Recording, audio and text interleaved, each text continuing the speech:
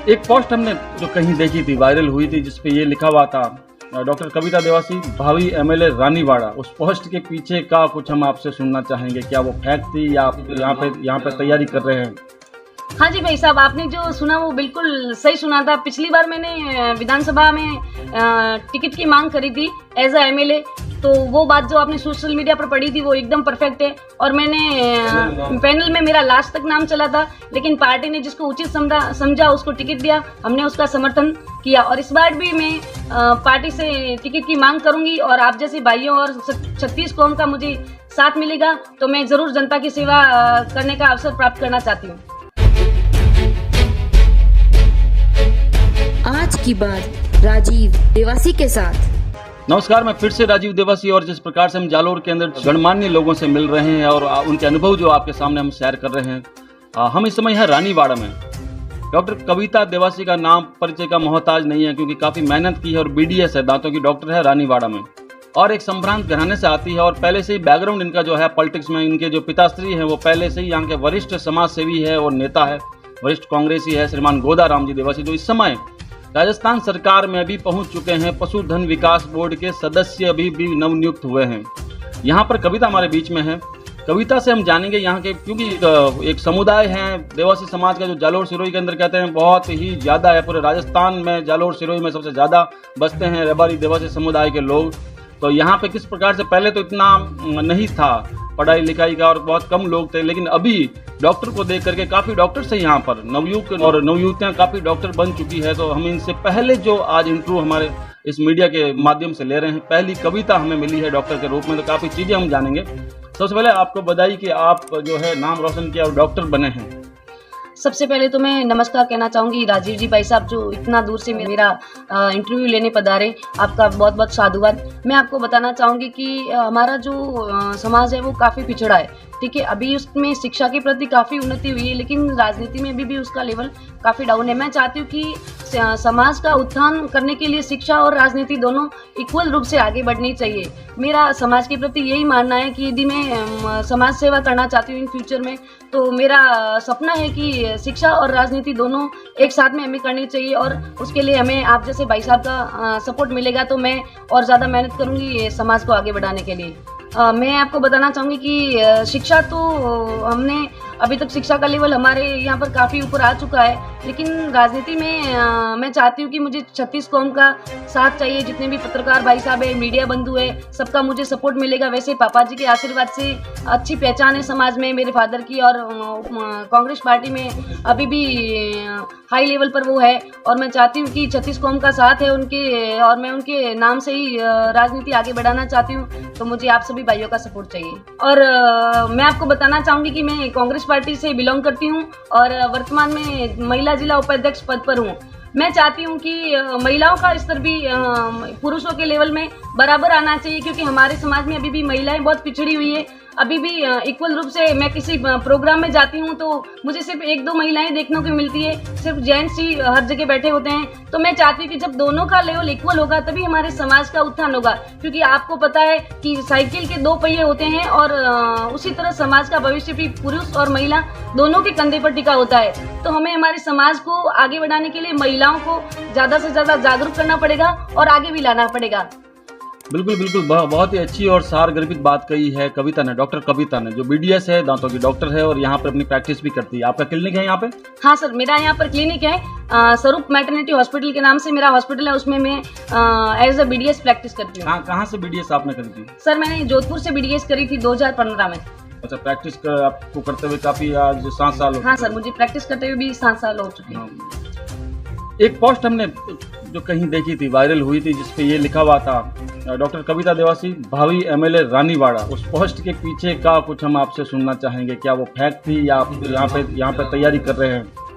हाँ जी भाई साहब, आपने जो सुना वो बिल्कुल सही सुना था। पिछली बार मैंने विधानसभा में टिकट की मांग करी थी एज अ एमएलए, तो वो बात जो आपने सोशल मीडिया पर पढ़ी थी वो एकदम परफेक्ट है।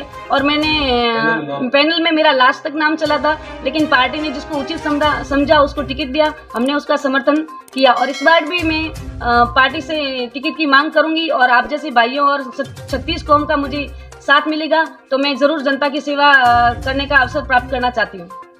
रानीवाड़ा से एमएलए के लिए ताल ठोका डॉक्टर कविता ने, और ये इनका कहना है कि हम भी जो टीस होती है मन में जब पार्टी की मीटिंग में जाते हैं तो वहाँ पर महिलाएं जो है नगण्य जो है संख्या में वहाँ पे होती है। तो क्योंकि एक डॉक्टर है, बीडीएस है और काफ़ी पढ़ाई भी इन्होंने की है। और सबसे पहली बात है, घर में ये सारी चीज़ें, ये पैतृक इनको संपत्ति मिली हुई है। पॉलिटिक्स में इनके जो है पिता श्री गोदाराम जी देवासी, वो इन्होंने इनको जब घर में ही सारा माहौल था पॉलिटिक्स का, राजनीति, तो इनको भी जो है इच्छा हुई। हम आपसे और भी जानना चाहेंगे, अभी जो आप माहौल देख रहे हैं, कुछ जालोर सिरोही को ले लो, राजस्थान को लेकर अब थोड़ी थोड़ी महिलाएं कुछ आई है आगे, अभी भी थोड़ा पिछड़ापन है? नहीं, अभी सर पहले से तो काफी लेवल ऊपर आया है, लेकिन कई महिलाएं घरेलू संकोच के कारण कम बाहर निकलती। मैं चाहती हूँ कि मेरे जैसी महिला जब घर से बाहर निकलेगी तो बाकी महिलाओं को भी सपोर्ट मिलेगा, उनको सहारा मिलेगा, तो हम सब एक साथ उनको आगे लेकर बढ़ेंगे। कविता, एक चीज आप देखते हैं, अगर रानीवाड़ा से कोई महिला यहाँ से एमएलए विधायक बन जाती है तो मेरे ख्याल से देश आजाद होने के बाद में पहली बार कोई महिला बनेगी, या इससे पहले कोई पूर्व में बन चुकी है महिला विधायक यहाँ से? हाँ जी भाई साहब, मैं आपको बताना चाहूंगी कि अभी तक देश आजाद होने के बाद रानीवाड़ा विधानसभा से कोई भी महिला अभी तक एमएलए नहीं बनी है। मैं भी मांग कर रही हूँ, हो सकता है कोई और भी मांग करे। पार्टी जिसको भी उचित समझती है, टिकट देती है, मैं उसका पूरा समर्थन करूंगी, और मैं चाहती हूँ कि यहाँ से एक महिला विधानसभा में बैठे। अगर पार्टी आपका ये मान रखती है तो आपकी प्राथमिकताएं क्या क्या होगी रानीवाड़ा को लेकर? क्या इस विधानसभा को लेकर के आप कुछ ऐसा करेंगे, नया कोई नवाचार करेंगे? किस प्रकार से आप लोगों की मदद कर पाएगी, बताएं आपको। यदि मुझे पार्टी अच्छा सम्मान देती है तो जैसा वर्तमान में मैं देख रही हूँ कि रानीवाड़ा में पानी का लेवल अपने पूरे विधानसभा क्षेत्र में काफी डीप हो चुका है, तो किसानों को काफी परेशानी हो रही है, क्योंकि यहाँ पे क्या है, बहुत ही बैकवर्ड और अनपढ़ एरिया है, तो किसान सारे खेती पर ही निर्भर करते हैं और पशुपालन ही उनका मेन धन है। तो मैं आपको बताना चाहूंगी, मेरा सबसे मेन मुद्दा पानी का रहेगा, क्योंकि जब जल है तो कल है, ऐसा मेरा मानना है। तो नर्मदा नहर का पानी वैसे भी सांचौर तक आ चुका है, तो मैं ये जब नर्मदा नहर सांचौर में कांग्रेस पार्टी ही लाई थी, तो मेरा ये मेन मुद्दा रहेगा कि मैं उसका पानी रानीवाड़ा तक ले आऊं, ताकि किसानों को कोई आपदा नहीं हो। जी कविता, ये जो पानी आया है नर्मदा का, ये भी पीने योग्य पानी आया, खेती योग्य नहीं आया। आपकी मांग है खेती योग्य और पीने के दोनों ही यहाँ पे आए हैं ना? हाँ, मेरा मानना यही है कि पीने के साथ साथ खेती के लिए भी किसानों को पानी मिलना चाहिए, क्योंकि जब पानी नहीं मिलेगा तो उनका जो धंधा है वो सब धंधे चौपट हो जाएंगे, और हमारी समाज और 36 कौम यहाँ पर खेती पे और पशुधन पे ज्यादा निर्भर करती है। बिल्कुल, उस पोस्ट की हकीकत तो बयां कर दी है डॉक्टर कविता ने कि इनका जो एक पोस्ट आई थी सोशल मीडिया पे वायरल हुई थी, भावी एमएलए रानीवाड़ा, तो इन्होंने ये इस बात का खंडन नहीं किया, एक्सेप्ट किया कि जी बिल्कुल मैंने ताल ठोकी थी। तो 2018 के चुनाव में, पिछले चुनाव किस प्रकार से ताल ठोकी थी, थोड़ा विस्तार से और हमारे दर्शक आपसे जानना चाह रहे हैं। मैं आपको बताना चाहूंगी कि मेरे फादर ने शुरुआत से ही काफी समाज सेवा करी है, और वो हमेशा 36 कौम की किसी भी कार्य के लिए हमेशा आगे रहते हैं। तो उस वजह से मैंने भी टिकट की मांग करी थी, और मैं उस लेवल तक भी पहुंची थी, लेकिन पार्टी ने जिसको उचित समझा उसको टिकट दिया, मैंने उसका समर्थन दिया। लेकिन मेरा ये सपना है कि जिस रास्ते पे मेरा परिवार चला, उसी रास्ते पे मैं भी चलना चाहती हूँ। मैं भी समाज की सेवा करना चाहती हूँ, और वर्तमान में कर भी रही हूँ। जितनी मेरे से हो सके मैं समाज की सेवा कर रही हूँ, और उसी की कृपा से मेरा लास्ट तक नाम चला था। तो उस पोस्ट की सच्चाई तो बयां आपने कर ही दी है, हम जानना चाहेंगे और किस प्रकार से आपने ताल ठोकी थी 2018 में, उस पोस्ट के पीछे की और की हकीकत आप बयां करें। किस प्रकार से आप आए थे, किस प्रकार से आपने टिकट मांगा था, और क्या बताना चाहेंगे दर्शकों को? देखो, हमारा मेन उद्देश्य समाज सेवा करना था, तो मेरे फादर शुरुआत से ही समाज सेवा करते आए हैं, विभिन्न पदों पर रहे हुए हैं, 36 कौम की सेवा करी है उन्होंने, सहकारिता विभाग के पद पर भी रह चुके हैं, वो रानीवाड़ा पंचायत समिति से डेलीगेट पे पद पे भी रह चुके हैं, रानीवाड़ा के सरपंच भी रह चुके हैं, वर्तमान में पशुधन मेंबर भी है। तो उनके साथ साथ जब से हमने भी होश संभाले, तब से मेरा भी एक सपना था कि मैं भी अपने समाज सेवा करूं, मेरे फादर के जो सपने थे उनके साथ चलूं, उनके नाम से आगे बढ़ना चाहती थी। तो उनका सपने को पूरा करने के लिए मैंने उनके सपोर्ट से राजस्थान विधानसभा क्षेत्र में टिकट की मांग करी थी, और पैनल में मेरा जो लिस्ट थी उसमें मेरा नाम चला था। पैनल में आपका नाम आ गया था? रानीवाड़ा के पैनल में जो टिकट जो वितरण के उस पैनल में आपका नाम आया था? हाँ जी। नाम तक भी पहुंच पाना एक बहुत बड़ी होती है, क्योंकि सर्वे होते हैं पीछे सारी जो है कांग्रेस अपने प्रवेशक लगा करके सर्वे, विभिन्न प्रकार के सर्वे जाते हैं। और तो रानीवाड़ा के विधानसभा में जो है पैनल में नाम आ जाना डॉक्टर कविता का, तो इन्होंने जो सर्वे में कहीं न कहीं पास हुए हैं, तो विधानसभा के जो पैनल में नाम भी इनका आया है। अभी जो रिसेंट जो बजट घोषित हुआ उसमें आपको बधाई देना चाहेंगे, रानीवाड़ा को भी ले लिया गया है, नगर पालिका क्षेत्र घोषित हो चुका है, नगर पालिका बनेगी। तो क्या आप एक स्टेप और लेना चाहेंगे थोड़ा सा कि एक यहाँ से नगर पालिका के लिए, चेयरमैन के लिए वगैरह? यदि पार्टी मुझे अवसर और आदेश प्रदान करती है तो मैं पार्टी के लिए खरा उतरूंगी, और चेयरमैन बनने के लिए भी यदि पार्टी उचित समझती है तो मैं तैयार हूँ। एक बात देखनी पड़ेगी इस छोटी सी डॉक्टर की बहुत ही कुछ काम करने की, आगे बढ़ने की एक महत्वाकांक्षा है, और यहाँ पे काम भी कर रहे हैं क्योंकि पुराना बैकग्राउंड भी इन्होंने देखा है, और महिला भी है, और मांग कर रही है बार बार सरकार से कि मुझे आप मौका दें, बार बार पार्टी से मांग कर रही है और काम करना चाहती है। तो बिल्कुल सरकारें भी, पार्टियां भी इस चीज़ को देखती है, कोई भी आगे इसी तरह से आगे बढ़ा जाता है, इसी तरह से ताल ठोकी जाती है, इसी तरह से सेवा की जाती है।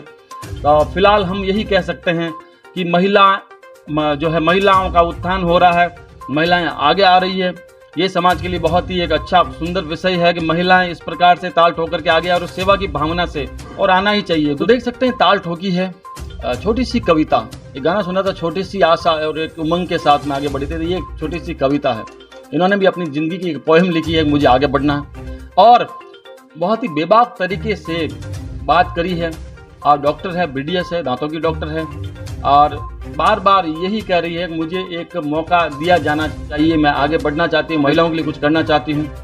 और हम आपसे और ये बात करेंगे, क्या कोई ग्रुप है, क्या आप महिलाओं के लिए और उत्थान के लिए कुछ करना चाहते हैं, उनको कोई गाइडेंस है, कोई उनको मार्गदर्शन है, किस प्रकार से आगे, ऐसा भी कुछ सोच रहे हैं?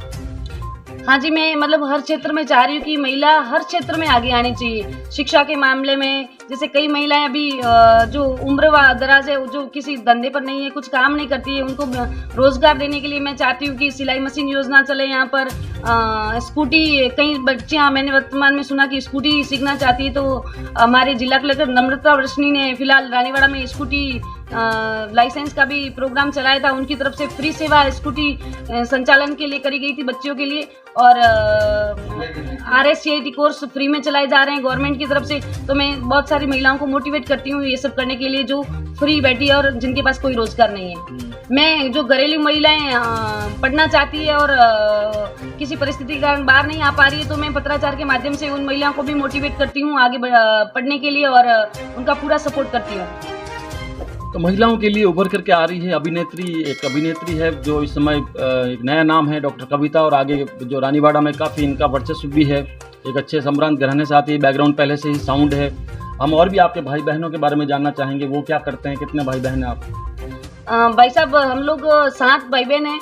मैं आपको सबसे पहले ये बताना चाहूँगी कि मेरे पिताजी सिर्फ 3री क्लास पास हैं, पापा जी बहुत कम पढ़े हुए हैं, और मेरी माता साक्षर है, बहुत कम पढ़ी लिखी है। तो उन्होंने विभिन्न गरीब परिस्थितियों के बीच गुजरते हुए मुझे इस डॉक्टर के लेवल तक पहुंचाया। तो शायद मैं ऐसी बहुत ही खुशनसीब बेटी हूं जिन्होंने दिन रात मेहनत करके मुझे इस लेवल तक पहुंचाया। मैं शायद ऐसी बहुत खुशनसीब बेटी हूं कि एक किसान परिवार से होते हुए उन्होंने मुझे उस लेवल तक पहुंचाया, तो उसमें सिर्फ उनका ही सपोर्ट था मेरे लिए।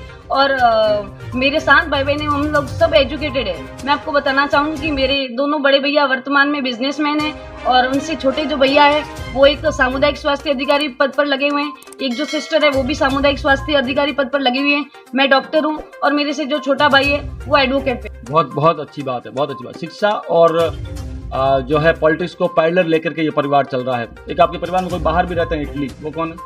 हाँ जी, आपने जो सुना है वो सही सुना है। जो बाहर रहते हैं वो मेरी जो सिस्टर सामुदायिक स्वास्थ्य अधिकारी लगी हुई है, उनके पति है जो वर्तमान में इटली में है और बिजनेसमैन है। तो काफ़ी साउंड परिवार है। और सबसे पहली बात है कि इनके फादर जो है 3री पास है, लेकिन सेंस ऑफ ह्यूमर के चलते बहुत ही अच्छा काम किया है, बहुत ही अच्छा नाम है, और अपने बच्चों को सबको आगे बढ़ाया, और बच्चे भी खुशनसीब है, ऐसे माता पिता भी खुशनसीब है। मैं बहुत बहुत धन्यवाद ज्ञापित करती हूँ राजीव जी भाई साहब आपका, कि आप इतने दूर से महंगे मेहमान के रूप में मेरे घर में पधारे, और मैं पूरे जालोर वासियों की तरफ से आपका हार्दिक स्वागत और अभिनंदन करती हूँ।